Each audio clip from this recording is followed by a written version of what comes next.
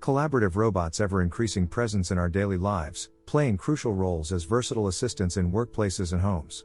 These robotic companions have enhanced human capabilities and efficiency, and as such significantly changed how we interact with the world, in various applications such as healthcare, industry, education, and many more.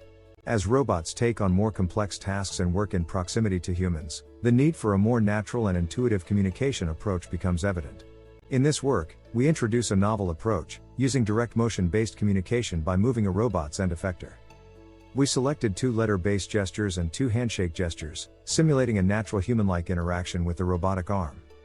Using the knob end effector, we investigated 2 types of motions: circular, represented by the curved letter S, and linear, represented by the sharp-edged letter W. We used the hand end effector to simulate the traditional formal and informal handshakes. Next, we show the execution of all 4 gestures.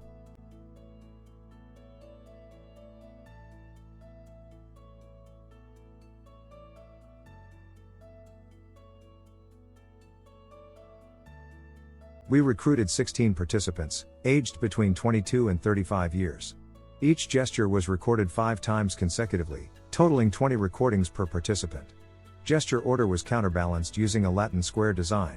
The duration per gesture showed significant differences between the letter-based gestures and the handshakes. The maximum distance per gesture indicates significant differences between the formal handshake with both letter-based gestures.